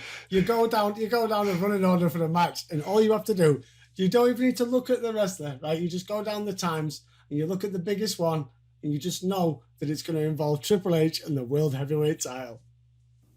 Well, this wasn't even the title. This is just a grudge match. This is Hell just in a a Cell match. Yeah. But 25 minutes. Yeah, I was impressed how short it was. Was it only 25 minutes? It felt like 40 minutes. to me. Oh, man. Well, it wasn't a bad match by any means. I would say the build up to it didn't have quite the steam on it, in my opinion. I mean, they had their match at WrestleMania. Triple H and Jericho is where Triple H won the Undisputed title. And then Backlash happens. Go back further. Yeah, Backlash happens. Triple H he's defending his title against Hulk Hogan in the main event, whereas Chris Jericho wasn't even on the card at all. So that's basically there's like a sense of resentment in Chris Jericho. He's like, I'm gonna get my revenge for you, taking me from the top of my career to the bottom. So it was fine. It just, again, it felt like a rehash, like we've seen this before. But yeah, now we have Hell in a Cell to blow that off. And just right off the bat, I miss this version of Hell in a Cell. Oh, deeply. mate, absolutely. Yeah. Same can be said with the Chamber as well. Right. I miss the old chamber. Yes. Don't get me wrong. I can understand that these people are human beings. And if you're landing on like these WWE documentaries they did on the chamber and that, and this like fucking, it looks like it hurts. So I can imagine it does. So I can get where now it's a bit more safe. But that doesn't, I'm a fan, I don't give a fuck. No, I want to see you hurt. Violence. I want blood. I don't give a fuck. I want to want see blood. you hurt in this match. Yeah. So I know it's brilliant. The old cage, like for me, I'm a fan. Like when it comes to your cages, I like the old blue cage. Black cage. You Black cage. only ever used it once, Valentine's Day Massacre, and maybe a breakdown in your house. I think they used it then as well. And Edge vs Christian at Rebellion. Ah, yes. Oh yes. How could In how Sheffield. Yes. Or TNA's red cage. I like the red cage. The what was The one that with called? the fucking roof, the dome. Yeah, The they had to Escape, like climb out the Escape. top. Was it Escape? Escape. Yeah. That fucker. That was X brilliant, Division that Escape one. match. Jeff Hardy tried. killed himself. Or the on it. Asylum. No, it was the Asylum. Yeah, the Asylum. They changed it too. Yeah, the That's what it Asylum, was. that's it. Yeah. As you know, I do like old school. But Hell in the Cell. Going back to what you said, I love the old school Hell in the Cell. It just looks mean. Yeah. Like I wish they would have gone with the cage. Do you know, it's just it'll always be remembered. It was a gimmick that should have been remembered for one of the greatest cage matches ever. But it was Al Snow versus Big Show with the cage and a cell over it. Any two other wrestlers, and that would have been one of the most memorable cage matches ever. But no, we had dogs shitting and shagging and pissing. Look, you just take the dogs out of that, I think it's a hell of a lot better. But it's You can still have Escape the Johnny and the floor is lava and all that shit. You can still do it. That's what you could call it. The floor is lava match. put piranhas around the ring. You know, you don't even have to see them. Just say put water around it and say there's piranhas Crocodiles. in it. Yeah, Sharks. but I love this version of the cell because it's shorter, which makes it feel more suffocating, and it makes it feel like they're in a cage. Like now, it's like this big building. Oh, yeah, there's they loads just of happen to be space. fighting in. So it's like why It's even? too big. Yeah, it's like what's even the point of it? No one's going to go up there. You can go wherever you want, pretty much, because it covers and am everywhere. I correct in thinking this was the match that fucked up Tim White? You are Yeah. absolutely correct. Absolutely yes. correct. I thought as much. Bless his They're heart. going to beat each other with a black and white object. And then he goes to like try and With a kill white himself on fucking WWE.com. I remember that so vividly Bad, for some isn't it? reason. So bad. Oh, So bad. Was it Josh Matthews interviewing him? I think it was. Yeah. That Kyle, sounds right. We're coming up to that. It's not long on our We're time. coming our up to that current soon. timeline. Yeah, it's it was so bad. After so Mania. sad. When it was Oh, like, was it really that late? mm, I thought it happened like right 05. after this. no, because he tried coming back and it didn't work, and he had to retire. So they kept him on the payroll, and WWE.com exclusives of Tim White trying to kill himself, and it turned it into like a running joke week in, week out. Of They kept playing him on Tim SmackDown. White, like, didn't he have a bath and he threw a toaster in and that didn't kill him? He shot himself and it misfired. Shot himself and that with a didn't kill shotgun. him. Oh, it's bad, man. He missed himself point blank with a shotgun. How fucking shit is your That aim to do ages that? like milk. God damn. Bad. But yeah, that's one of the most significant parts of this match. But before that, I mean, you get all the the cheese grater against the cage. You get steel chairs. A ladder even gets pulled out at some point. It does. Jericho. I think we got your favourite move, Dave, the catapult.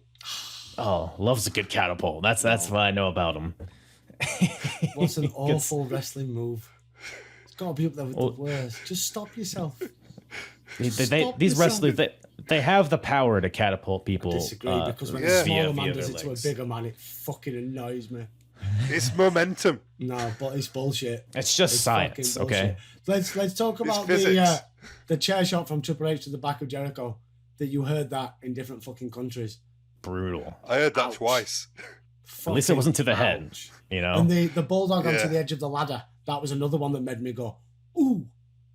There were a lot. This match Yeah, is a these lot. two don't actually like each other.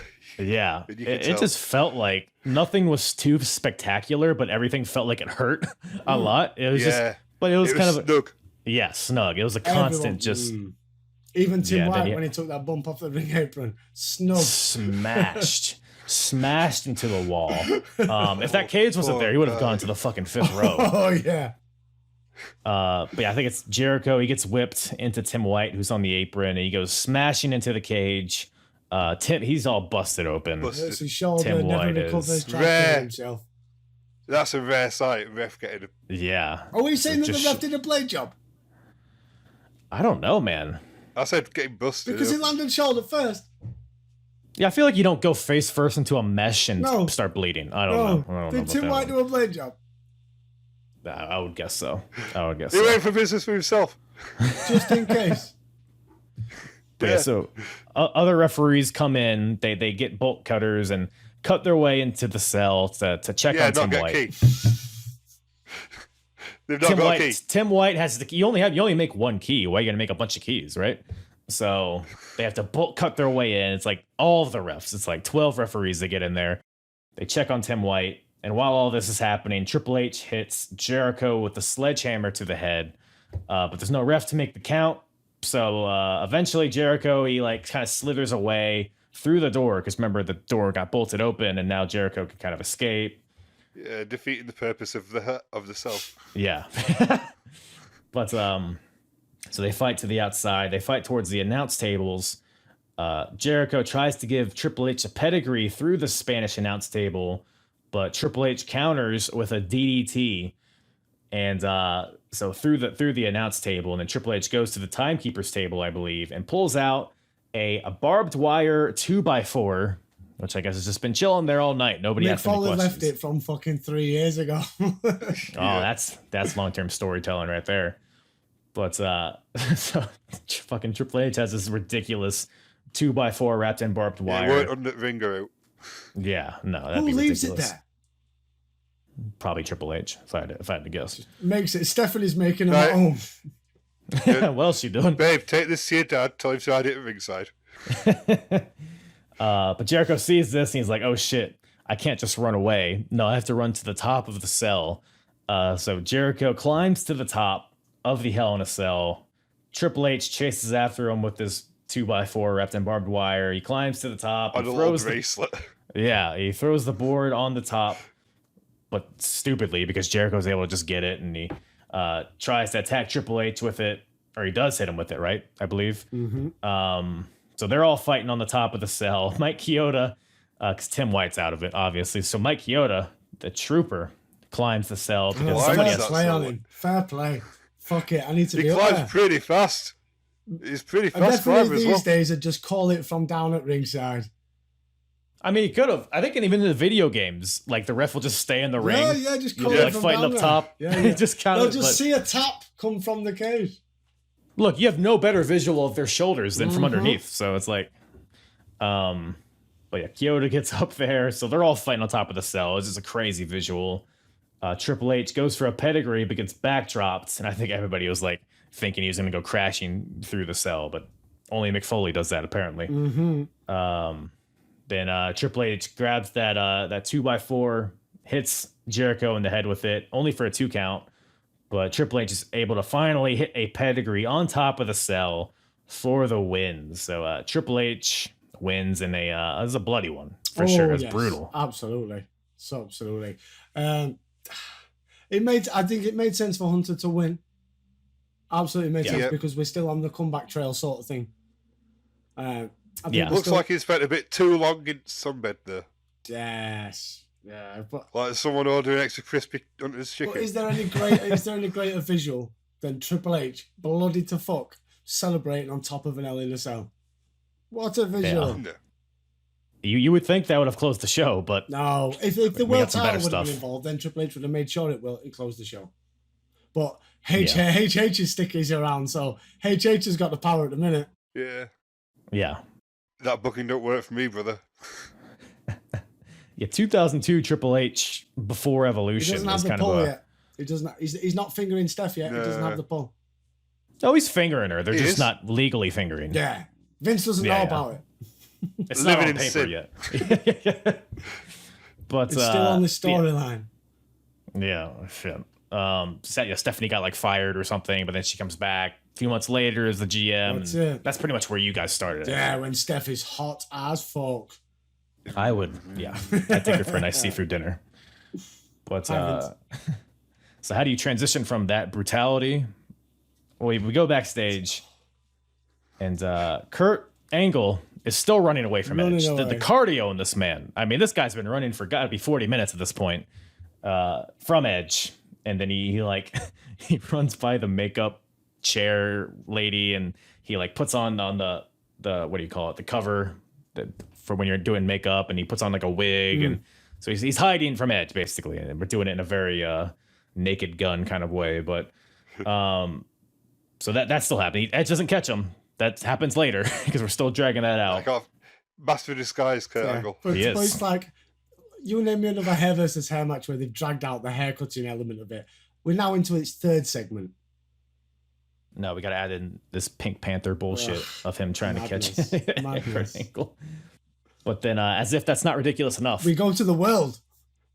No. Before that is sexual, baby. Oh, Yeah. Sexual chocolate. Well, the music at least. Get the F Yeah, out. where's Mark Henry? Get the F Where's out. Mark Henry? Did, Mark Henry should have at least been in the video. Get the F That's out. what, yeah. You said that before, and I totally agree. So yeah, it's this like commercial where these two random people are having sex in the back of a car somewhere. The windows are all foggy, of course, but you have WWF written with somebody's finger on the window. So the couple begins to have intercourse, but then the lady, her toe hits the window thing, so the window rolls down. Then the lady notices it, like, oh, I gotta roll this window back up. So she rolls the window back up, and now that WWF He's gone. get the F out. Get the F out. Everybody, It was fucking get brilliant. the F out. I'm surprised that commercial wasn't used more. It was a but, great marketing campaign. but so now we're at the Now world. we're at the The world. the former WWF New York, now the world.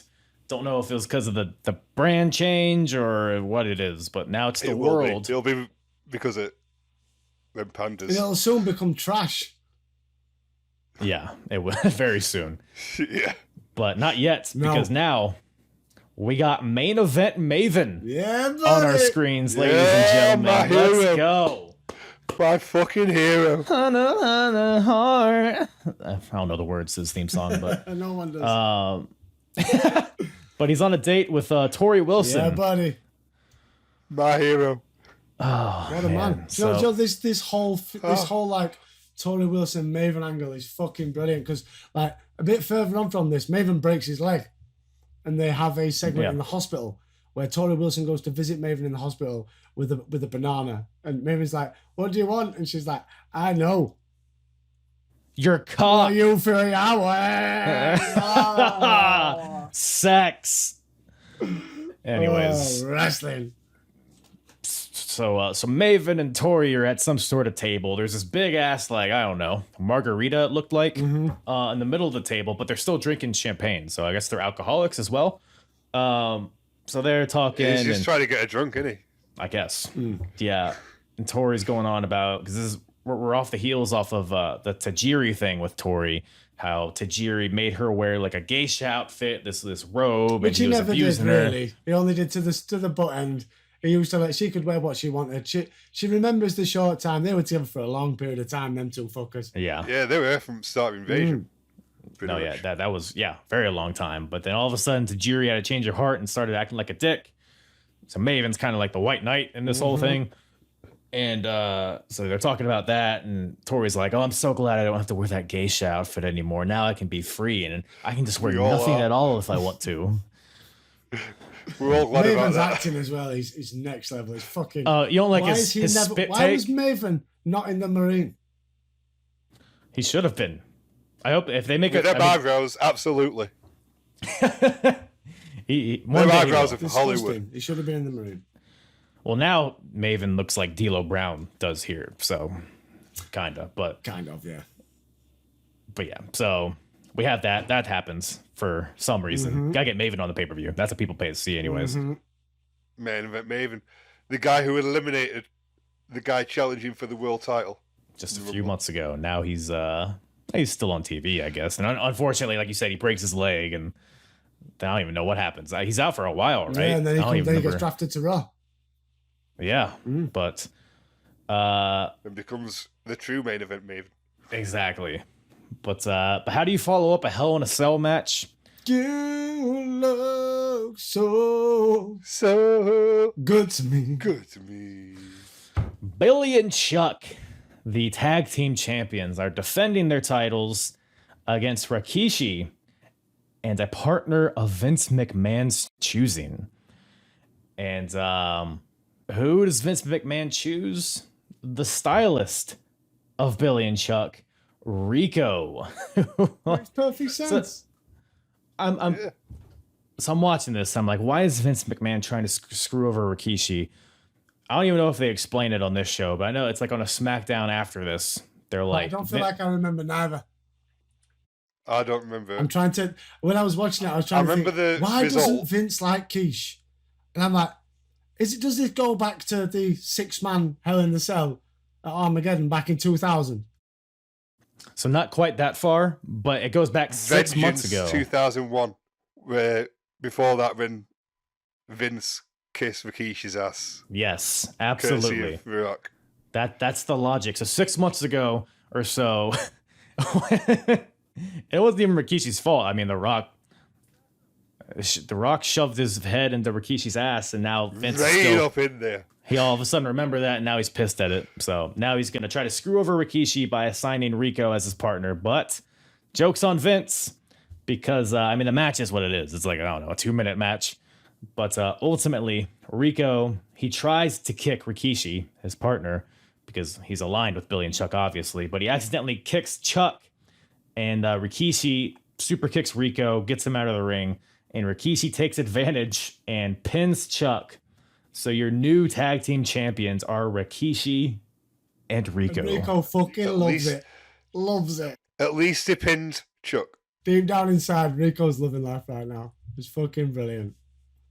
And the thing is, though, we said this when we first started like watching Rico a bit at the start. Rico is a good hand in the ring. He's never taken serious enough. He's this stylish gimmick, and then when he becomes a lot more flamboyant and a bit like modern day Goldust, when he's teaming with Charlie Haas and he's doing all that stuff, and he's never taken serious enough. Rico was a bloody good hand. Yeah, didn't he team with John Cena down in OVW for a little bit? Yeah, he had a pretty good position. But yeah, like you said, he was always like more of a manager, even with like 3-minute warning too. It was like, how bad is it though that Billy Gunn hit the Famouser and it only got a 2 count? Nobody was paying attention anyways. Everybody's in the bathroom. Everyone kicks out of a finisher nowadays. No, this is them. This is not nowadays. This is Billy Gunn. This is the when you're a tag team wrestler. He won King of the Ring not 3 years ago. Yeah. With the Famouser. Mr. Ass. And the Famouser now they're just kicking out. It's just a transitional move. It's bullshit. But what if they let him do? Well, what have they give him to do since he won King of the Ring? Nothing. Apart from the one. I fucking loved the one. What a theme music that was. He had it all. Shoguns? Shoguns. Wow. That had some legs to it. When he teamed with Hardcore Holly when they were Bill and Bob. Ugh. Bill and Bob. Ugh. Loved. Well, not Billy and Chuck. He should have been in Rumble. Billy and Chuck were great. I was in the fucking book club or butt plug club or whatever they call these. Ass boys. Oh. the butt plug club? That's what it's called. I think that's what they're called. I believe boys. It. The Ass Boys. Ass Boys. Billy Butt Plug. Billy Ass and the Ass Boys. That's his next gimmick. That's his evolution. So yeah, Rico, Rikishi, new champs. Rikishi. We got Rikishi dance. Dances, channeling like the 2 Cool Days with his fedora and his pyro. We all loved it as kids. See, that was a great part of the segment. Match was. That was the best part. Yeah, the match is what it is. Everybody's drained from the Hell in a Cell. This is definitely the let-up match. It needed something like this just to cool everybody down because palate cleanser. Coming up next is the reason why we bought the tickets. So it just a cool down match. A nice little pop as well because it's also that element of you've got to now tune in for Raw to see what happens, or SmackDown, whichever one they're on, to see what happens with Rico and Rikishi now being tag champions, obviously with Billy and Chuck. So it's win-win. Yeah. But before the main event, Edge and Kurt finally collide backstage. Finally. Oh, God. So Edge, he opens a door backstage and then he Kurt's not in there. Then Edge closes the door and Kurt's behind it and he hits him with a trash can lid. Kurt, he's just beating the shit out of Edge backstage and they fight back to the barber's area, by the stage. Kurt grabs a mic and he's like, fight back there. Yeah. And Kurt's like, I'll show you a freaking haircut. But Edge is able to counter this and he puts Kurt in the sleeper hold, puts Kurt Angle to sleep, and sets Kurt on the barber's chair. And then Edge proceeds to take the clippers and shave off whatever hair is left on Kurt. It's like not even like he had a lot of hair to begin with. No, that hairline was quite far up here somewhere. So it was. He could have just He made the right choice. Yeah. Then most of it was a straight razor. So that whole deal, they had all the fucking the cream on his head. I know when he put shaving cream on his head and then used a straight razor. I'm surprised he didn't rip his fucking head open. Has a lot of trust in a man. Hand. But it's wrestling, so I guess everybody's blading anyways. So what is might as well do it on the top of your head. Might as well do it with a proper razor. With the line that he hoped to God would get over that never really did. Tomorrow they're going to not be chanting "You suck." They're going to be chanting "You're bald." Never really got over it. Maybe 1 week, and that was it. This is a good You're try. Bald. You're bald. You're bald. Yeah, my favorite part of it, because Edge put him to sleep, right? And then he shaves him, and then he just slaps his head to wake him up. And Kurt just wakes up. Oh, Angle's brilliant. Okay. Like, this one of Angle's many, many, many talents in why he's one of the best ever to set foot in the wrestling ring. Mm-hmm. He don't take himself seriously. That's what it is. Yeah, and it worked perfectly for this. Oh yes, absolutely, 100%. He had to struggle. He just doesn't. He's have a skinful. He's get it over. And then he had that ridiculous wig and the headgear. Brilliant. Oh, so good, so good. Awesome. Made you anticipate his bald asshole showing. So, but now we're at the main event, gents. The WWE Undisputed World Heavyweight titles on the line. 12 years in the making. Oh man, it's only 12 years better. Hulk Hogan, the champion. Yes, 2002. Hulk Hogan, the WWE champion, versus The Undertaker. Yes. The 8-year-old Dave's going, yeah. Come on, man, dude. What do you guys recall about the build-up to this match, if you remember anything? Survivor Series 1990. I remembered fuck all. Okay, well... That's my gimmick for a start, so fuck you. Gimmick infringement.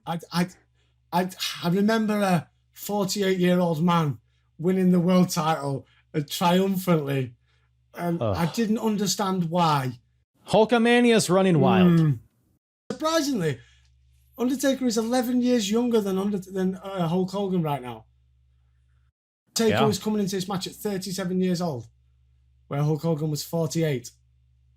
And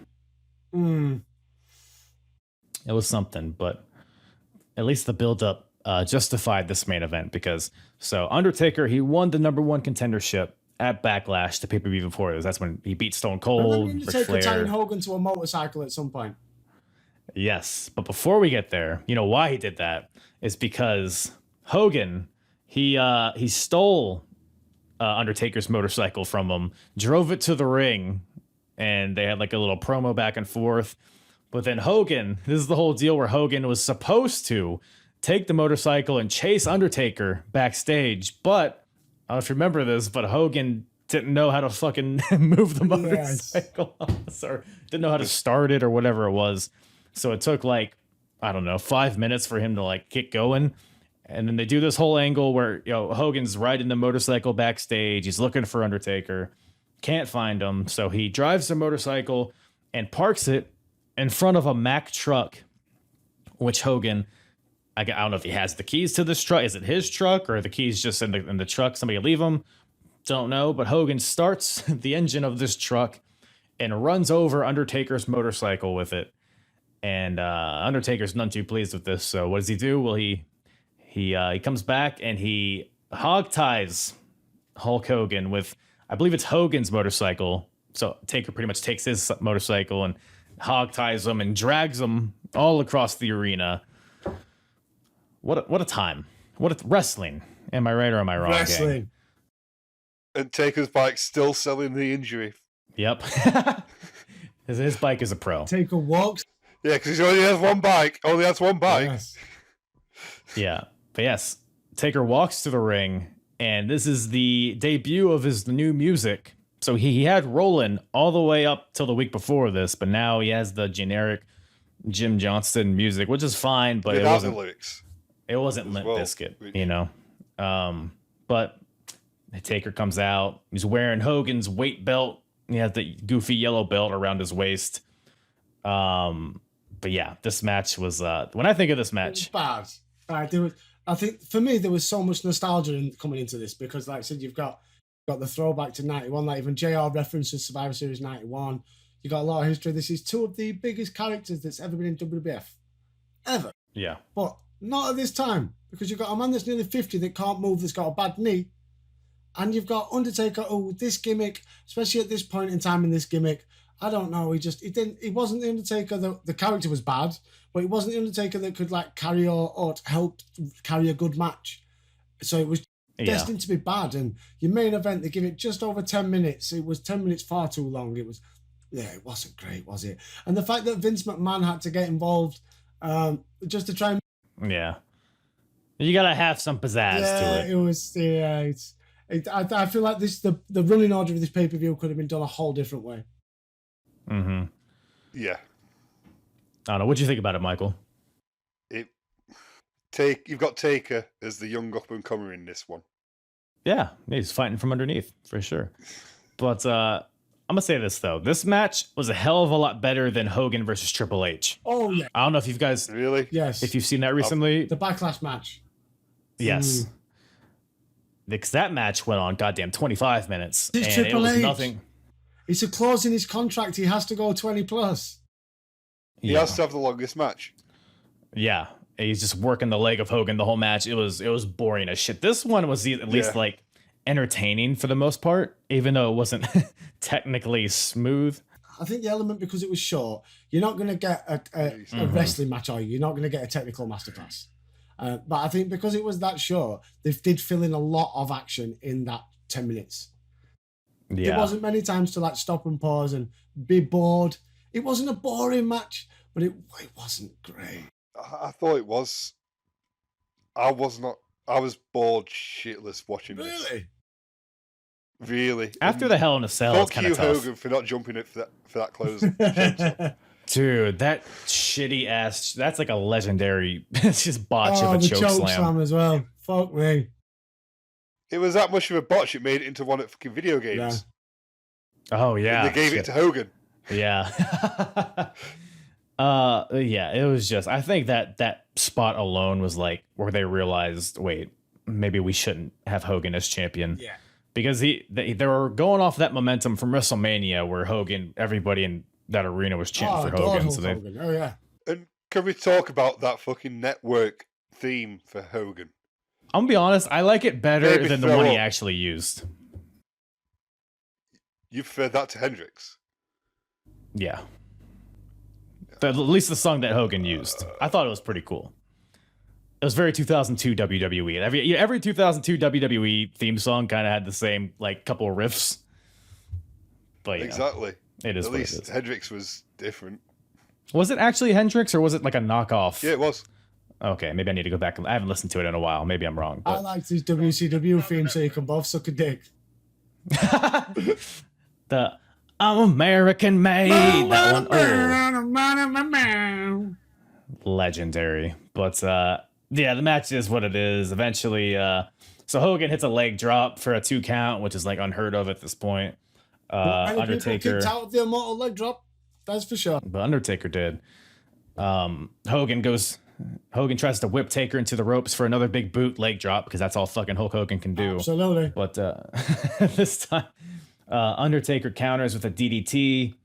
It's at this point where Vince McMahon comes out, and this allows Undertaker, because Vince is distracting the ref. Undertaker goes out and grabs the chair, but Hogan counters with a big boot into the chair, into the face of Taker. Vince is still distracting the ref, but Hogan's like, hey, fuck you, Vince. So he pulls him in, gives Vince McMahon the leg drop. And but this allows Undertaker to take advantage and hits Hogan in the back with the steel chair, then hits a relatively proper choke slam for the win. Because you're not going to get him up for the last ride. That's not going to happen. I would have loved to see them try that. Hogan's not taking no tombstone. No, that doesn't work for me, so brother. He's going to job out to a signature move. Yeah. Not a finisher. No. Just chokeslam me. I'll jump off floor, I promise. But Undertaker wins. We got a new WWE champion. But we're not done here because, to quote The Undertaker, "This is for my motorcycle." So he grabs the chair and puts it to the throat of Hogan and just smashes it into the mat. So Hogan goes throat first into the edge of this steel chair, which is like his signature at this point. And that's how we close the show. Dead Man Inc. Big Evil. The Red Devil. Only time he ever wins the world title as well during this Big Evil gimmick. I always found it. Yeah. There were times at this gimmick where it worked for me, but there were also times where it stank. And I think at this, we're a bit on the. I don't know. Let's see what happens on Raw / SmackDown, whichever one he's on at the minute. Mm-hmm. Yeah, it's Eddie's show now if you're champion. Yeah. That's how you should have it, though, if you're having a brand split. Have the champions be both brands. You just have one world champion, one set of tag champs. Yeah. It did get kind of weird at some point because it's like when you lose the title, like now what brand are you on? I guess. Yeah. Yeah. You have to get drafted all the time. Yeah. How would it work with the 24/7 champion? Ugh. Fuck me. The hardcore title's still around, by the way, and it's pretty much the 24/7 title. Hardcore title's brilliant. Is the hardcore title turned into the fucking number plate yet? Tommy Dreamer has it for a bit, and he turns it into a number plate belt. No, not yet. And then Bradshaw has it off Tommy Dreamer. I think Bradshaw's the last one. Isn't belt. Yeah. No, we're still at God, who is the hardcore champion? Stevie Richards, I think, is the hardcore champion at this point. Maven has a good run. Yeah. That was at he Mania. Defended it at WrestleMania. He walked in and out of Mania as champion. It was a Wrestled great for a belt. second. The thing is with that sort of gimmick, there's only so far you could have gone with it. But the time that they did go with it, it was fantastic. Yeah. No, totally.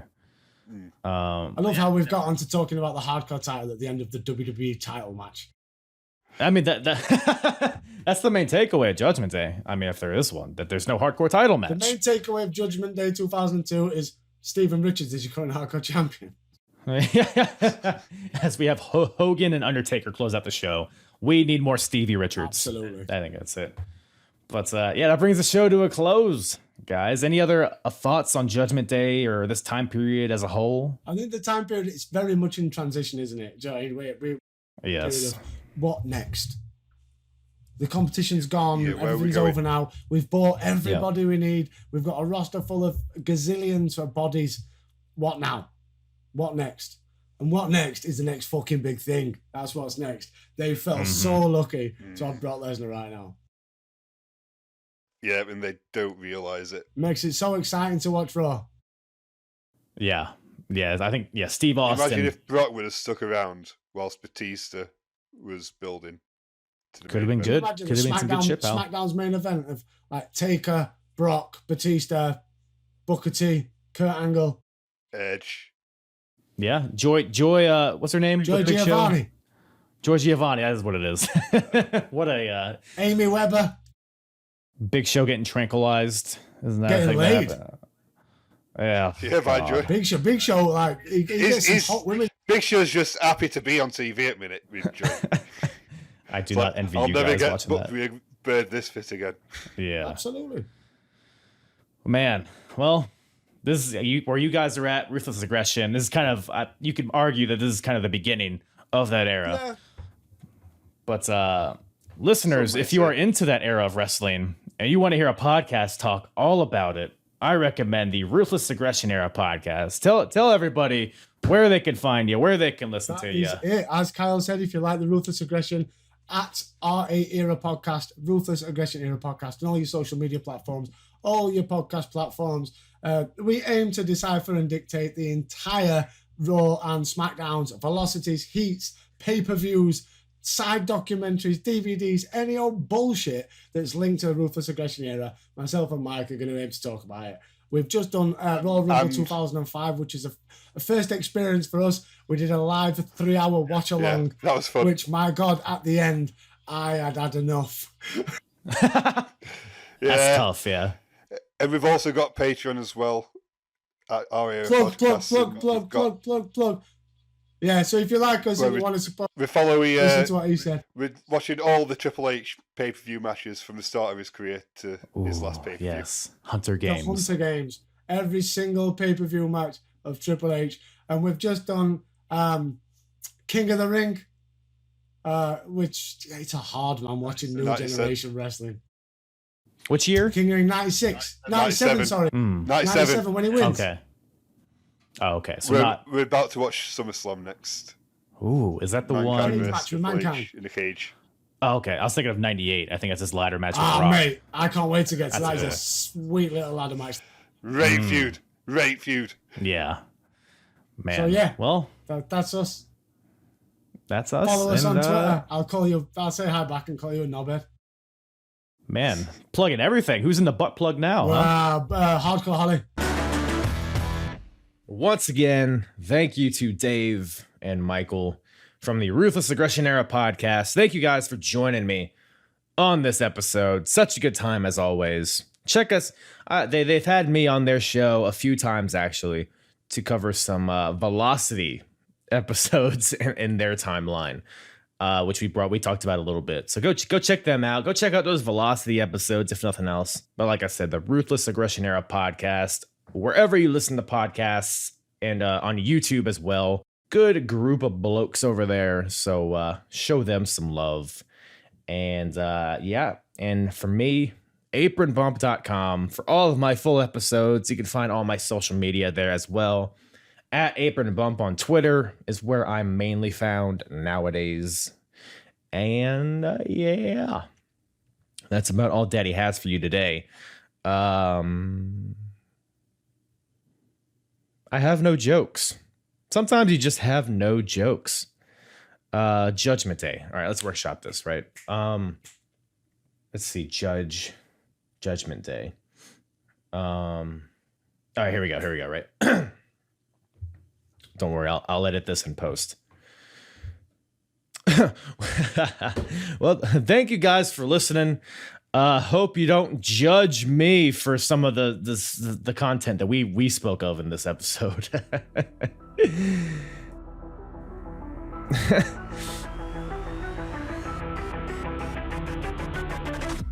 I'm hard. Yeah. And the hardest, talk around and disregard it. Strip you off the ground, show you what hard is. Standing strong and proud of it.